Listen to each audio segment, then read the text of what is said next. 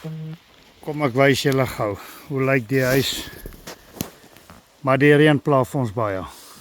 Kyk, ek het nog nooit soveel reën in my lewe gesien soos wat ons al die week gehad het nie. En nou reën hy alweer.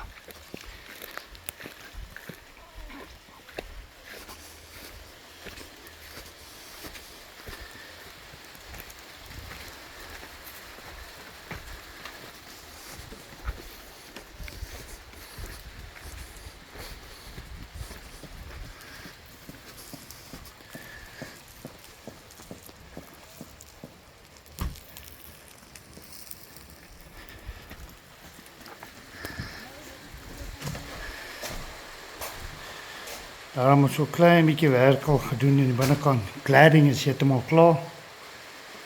Al die deure is gehang. En die kaste en goed is al in.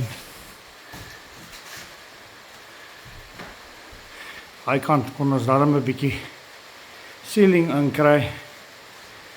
Met die verf wat ons kon droog kry.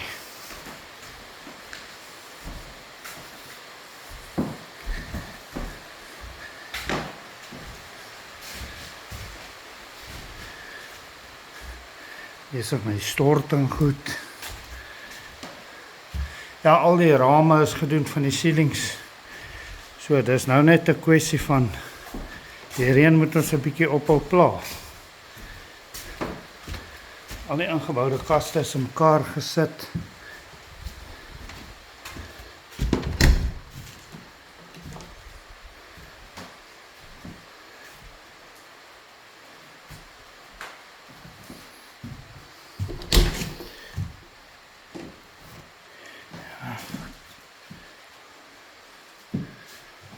Maar ja, as die sonnetjie net wil uitkom, sal dit nou begin vinnig gaan.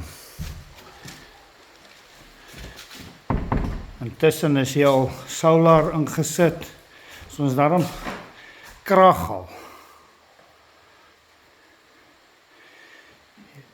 Julle moet 'n lekker naweek hê, want ek dink hier by ons gaan dit 'n hele nat naweek wees na die week se reën al.